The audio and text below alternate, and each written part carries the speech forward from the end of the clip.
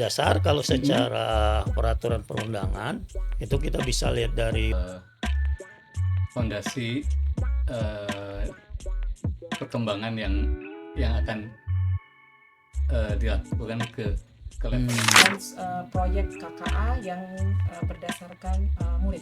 Nah, dan juga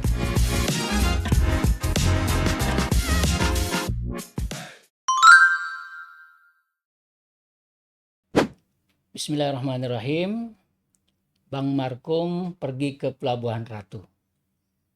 Assalamualaikum warahmatullahi wabarakatuh. Waalaikumsalam warahmatullahi wabarakatuh. Teman-teman semua, Bapak Ibu sekalian, saya punya pantun sebelum kita mulai. Gandum diolah jadi roti, roti diolah jadi spaghetti. Selamat bergabung di podcast atau siniar kami, Siniar BGTK DKI dengan penuh senang hati. cakep. Nah, Bapak Ibu sekalian, teman-teman semua, para pemirsa Siniar BGTK DKI, alhamdulillah siang hari ini kami dapat bersama-sama menemui teman-teman semua pada kesempatan Siniar volume yang kesekian ini. Kita sudah sering kali BGTK DKI mengadakan siniar atau podcast dan membahas banyak hal. Perkenalkan, saya Ahmad Gozi, saya akan menjadi moderator pada siniar pada siang hari ini. Dan ngomong-ngomong, obrolan dalam siniar ini sifatnya adalah sangat rileks, santai, tapi insya Allah penuh makna dan berisi. Teman-teman siniar, di sebelah saya ada 3 orang yang akan menjadi narasumber pada siang hari ini. Dan tema kita hari ini adalah tema yang luar biasa, tema yang sedang ditunggu-tunggu banyak orang terkait dengan sekolah model implementasi pembelajaran mendalam dan coding KA. Yang pertama saya perkenalkan yaitu Pak Widiatmo MPD. Apa kabar Pak Wid? Alhamdulillah baik, Sehat ya Pak Wid? sehat, Seger ya? segar. Masih sering olahraga? Masih. Alhamdulillah. Yang kedua adalah Ibu Wahyuningrum. Apa kabar Bu Wahyuningrum? Alhamdulillah kabar baik Pak Ustadz. Alhamdulillah. Bu Ningrum ini juga seorang widaiswara dan luar biasa banyak kesibukannya. Terima kasih sudah bergabung. Juga Pak Taufik Nugroho. Apa kabar Pak Taufik? baik, alhamdulillah. Alhamdulillah. Pak Taufik Nugroho ini seorang yang luar biasa pengalamannya. Sudah malang melintang ke beberapa negara dan beberapa pelosok-pelosok daerah di Indonesia. Dan bapak-bapak, ibu-ibu yang hadir hari ini adalah narasumber-narasumber hebat yang akan bersama-sama berbincang-bincang dengan kami terkait tema yang sudah saya sebut tadi, yaitu sekolah model implementasi pembelajaran mendalam dan coding KA. Baik, Bapak Ibu sekalian, ada pertanyaan-pertanyaan mungkin di luar sana terkait dengan apa itu sekolah model. Nah, saya memulai dari Pak Widiatmo. Pak Wid, pertanyaan pertama nih Pak Wid. Siap. Kita perlu tahu secara ontologi Siap. apa itu sekolah model. Silakan Pak Wid. Oke, sebelum kita menjawab terkait apa itu sekolah model, kita refresh lagi pada saat kita pelatihan yang lalu. Bahwa Direktur KSPS pada saat itu dalam sambutannya mengatakan bahwa Pak Menteri bertanya terkait sekolah model atau sekolah yang sudah melakukan pelatihan PM dan KKA di tahun 2025 itu seperti apa implementasinya. Kalau kita mau datang ke sekolah yang sudah mengimplementasikan PM dan KA, itu ke sekolah mana? Gitu. Nah, berdasarkan hal tersebutlah, kementerian itu membuat SK menunjuk sekolah-sekolah untuk menjadi laboratorium implementasi PM dan KKA di seluruh provinsi. Dan untuk di DKI Jakarta juga sudah terdapat itu di dalam lampirannya. Kita ada beberapa sekolah baik jenjang SLB, PAUD, SD, SMP, dan SMA. Jadi secara nggak langsung sekolah model itu adalah sekolah yang secara konsisten itu menerapkan PM. Jadi menerapkan PM-nya itu konsisten. Jadi begitu mereka pelatihan tahun 2025 kemarin, lantas mereka udah terapkan tuh sampai sekarang gitu. Dan mudah-mudahan dari sekolah yang sudah ditetapkan di dalam SK kementerian tersebut itu benar-benar sekolah yang sudah menerapkan. Dan untuk yang KKA itu juga sekolah tersebut sudah menjadikan KKA itu, KKA ini dalam arti coding dan kecerdasan artifisial, ini sudah menjadikan mata pelajaran pilihan. Jadi bukan hanya sekedar sambilan, tapi sudah ditetapkan di sekolah itu KKA menjadi mata pelajaran pilihan. Oke, Seperti baik Pak itu. Wid. Nah, luar biasa nih kalau melihat dari penjelasan Pak Wid tadi, berarti sekolah model ini adalah rujukan, Iya, laboratorium, percontohan juga ya. iya. Nah, Lab school lah, dapat lab school dikatakan lah, lab school gitu ya, ya, untuk seperti lab PM. school ya. Iya, untuk PM Nah, dan untuk PM dan KKA. coding KA. Iya. Nah, ini dasarnya itu tadi apa Pak Wid? Dasarnya? Ya, dasar kalau secara peraturan perundangan itu kita bisa lihat dari Undang-Undang Sisdiknas, Oh ya, dari terus situ dari ya. SNP gitu. Terus ada yang terbaru itu terkait dengan implementasi PM, itu Peraturan Menteri Pendidikan dan Dasar dan Menengah. Hmm, Untuk PM dan untuk KKA itu berarti dasar secara regulasinya. iya, berarti memang ini adalah sekolah-sekolah yang secara konsisten ya. Tadi saya garis bawahi itu, Iya, secara konsisten sudah melaksanakan PM ya, pembelajaran iya, mendalam dan coding KA. Baik, luar biasa. Lalu kadang juga ada mungkin orang yang akan bertanya, ini apa bedanya kalau begitu antara sekolah model dengan sekolah yang biasa gitu. iya. Gimana tuh Pak Witu? Siap. Pasti beda ya. Karena kalau sekolah model itu syarat di dalam pemilihan sekolahnya itu pertama mereka sudah ikut pelatihan PM dan KKA di tahun 2025. Iya, iya. Maka syarat itu menjadi syarat yang wajib tuh ketika sekolah itu ditetapkan menjadi sekolah model. Kita tahu bahwa untuk pelatihan tahun 2025 itu kan nggak semua sekolah otomatis menerapkan tuh. Ada mereka begitu ikut pelatihan, begitu kembali sekolah mereka tetap dengan pola yang lama, tidak menerapkan PM ataupun KKA gitu. Jadi sebagai syarat yang telah ikut pelatihan lalu itu menjadi titik poin kita. Jadi pasti beda ketika sekolah itu sudah implementasi secara konsisten artinya terus-menerus berkesinambungan itu dengan sekolah yang kadang menerapkan, kadang tidak, atau kadang sekolah yang belum mendapat pelatihan. Nah, itu pasti akan beda. Nah, untuk sekolah model ini nanti akan ada treatment.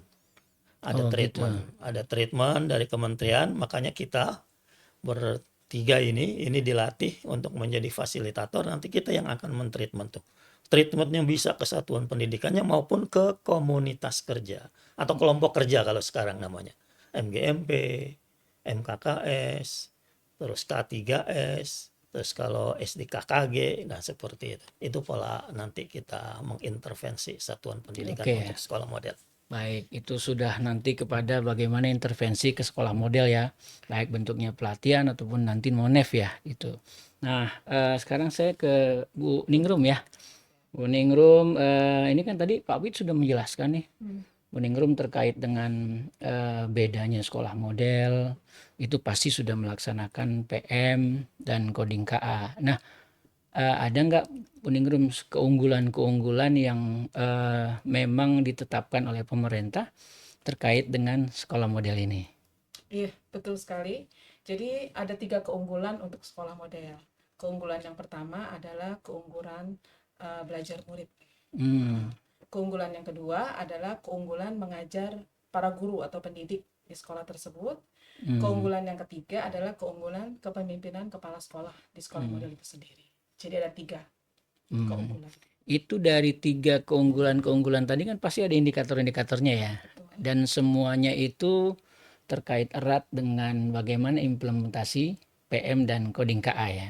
Betul. Nah, mungkin bisa di-spill sedikit Bu Ningrum terkait dengan apa sih sebetulnya dari antara 3 itu, misalnya kalau dari murid apa, dari guru apa, dari kepala sekolah itu apa keunggulannya? Ada nggak gitu? Bisa di-spill sedikit? Ya, baik. Kalau dari murid itu dilihat dari capaian belajar murid Hmm. dan proyek KKA yang berdasarkan murid. Hmm. Nah, dan juga dilihat dari keberhasilan murid, evaluasinya itu pada dimensi 8 profil lulusan. Hmm. Dilihat, itulah indikatornya. Kalau dari guru tentu saja dilihat dari asesmen yang dilakukan oleh guru, perencanaan pembelajaran yang dilakukan oleh guru, dan sejauh mana guru itu bisa menggunakan literasi digital dalam kesehariannya mengajar proses belajar di kelas. Oh Nah, iya. kalau dari kepemimpinan atau dari kepala sekolah, maka dilihat dari visi kepala sekolah itu apakah sudah berlandaskan pembelajaran mendalam dan proyek KKA. Oh Visinya, gitu visi ya. dari kepala sekolah tersebut. Dan juga apakah kepala sekolah tersebut sudah memaksimalkan sumber daya yang ada di sekolah, apakah sudah berliterasi digital juga sumber daya yang digunakan itu. Itu aja mungkin kurang lebih. Oke, berarti semua itu nanti akan diukur ya. Iya. Diukur apakah itu nanti melalui instrumen dan sebagainya. Nih kira-kira alat ukur untuk atau bagaimana mengukurnya itu nanti seperti apa tuh Bu Ningrum? Nah, itu nanti masih berproses ya, berjalan sesuai dengan arahan dari BSKP. Nah, sementara ini ada 4 tahap. Ada dibilang sekolah model pra berkembang, berkembang, maju, dan unggul. Oh, Ya, nanti ada empat ya. kriterianya, ada instrumennya, masih menunggu arahan dari BSKP. Oh, empat level dari sekolah model. Betul. Wah, ini menarik nih ya. Nah, sekarang saya beralih ke Pak Taufik nih. Pak Taufik melanjutkan Pak Taufik nih dari leveling atau peringkat atau tingkatan level dari sekolah model itu bisa dijelaskan Pak Taufik apa saja gitu? Baik. Yang pertama pra berkembang. Jadi level yang pertama ini yang paling bawah yaitu merupakan fondasi, fondasi eh, fondasi eh, perkembangan yang akan dilakukan ke level yang kedua. Yang dicapai oleh sekolah itu Iya. gitu ya. Nah, sedangkan yang kedua itu berkembang, ya sudah mulai melaksanakan pelatihan-pelatihan yang tadi disebutkan bahwa pembelajaran mendalam dan KKA sudah dilaksanakan, tapi masih dasar.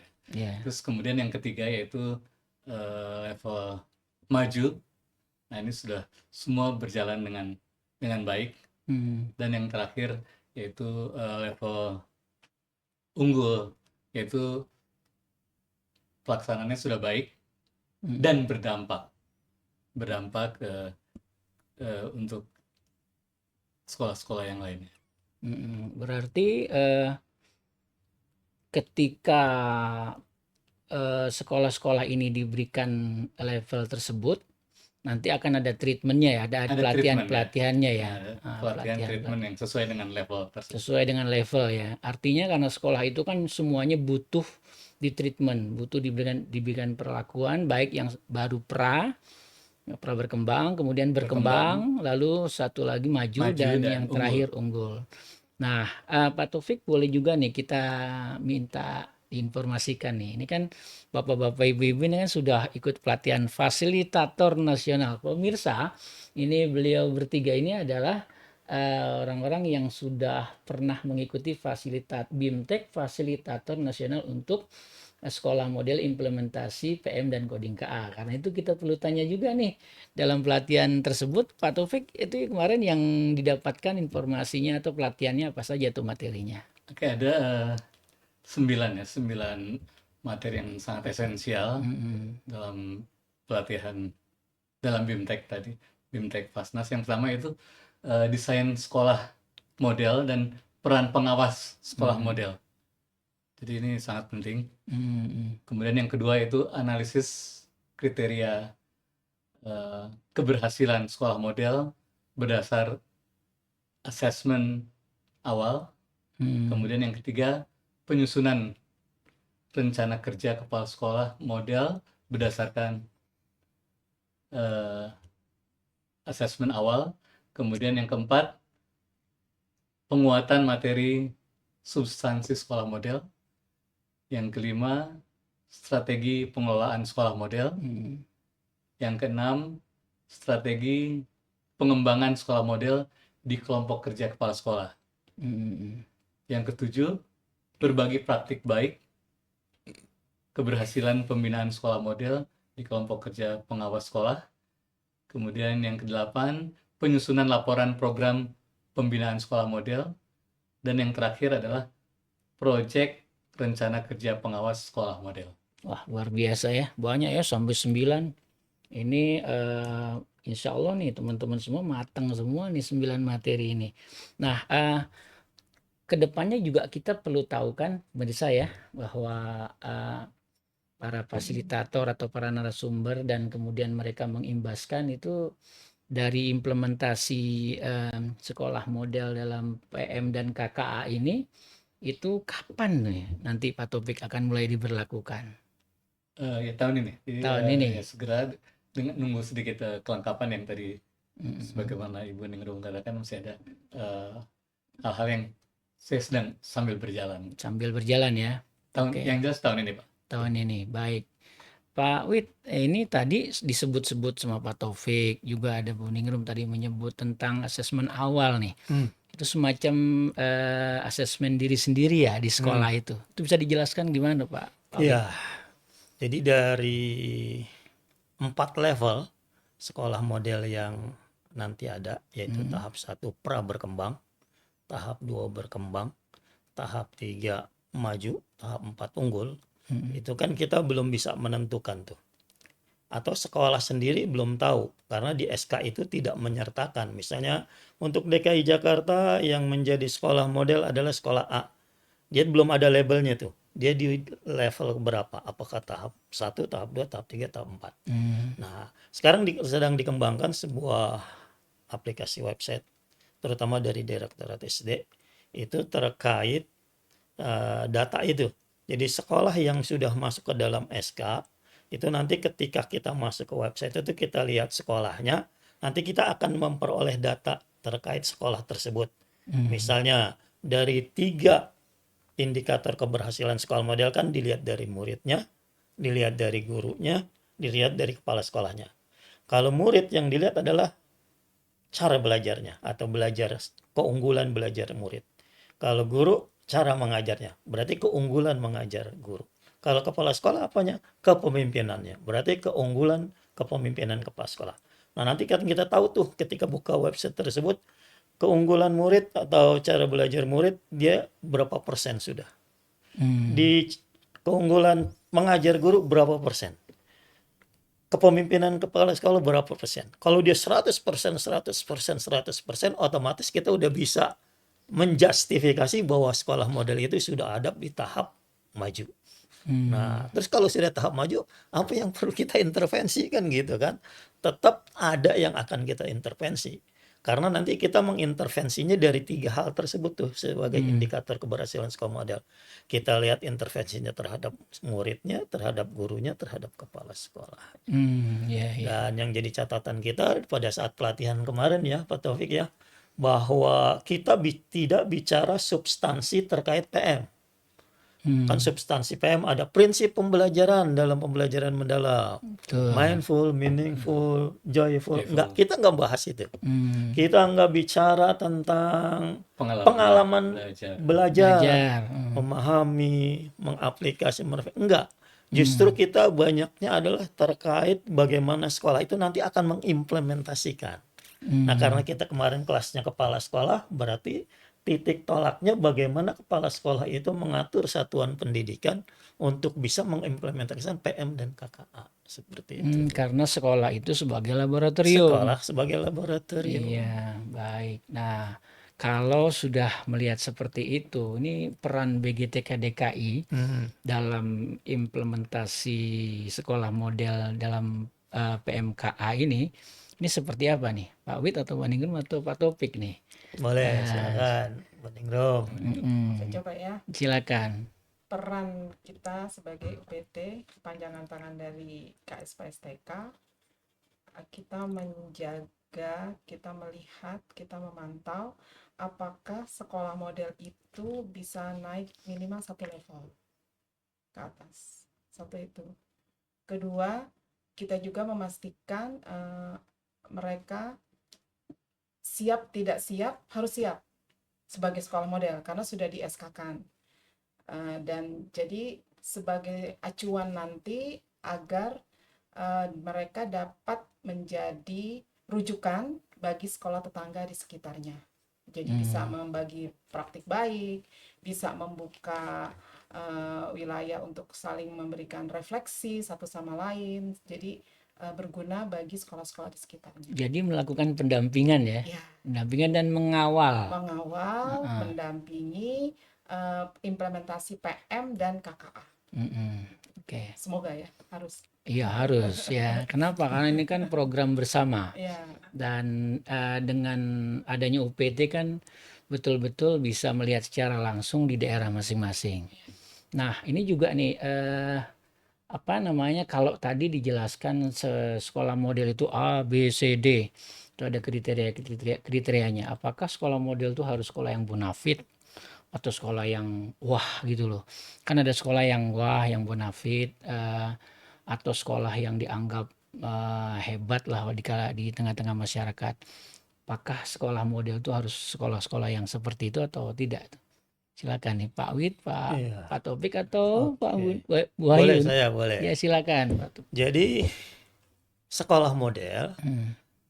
yang terlintas di kita atau di masyarakat umum pasti menganggapnya itu sekolah yang sudah luar biasa, sekolah yang sudah bagus banget. Iya. Gitu.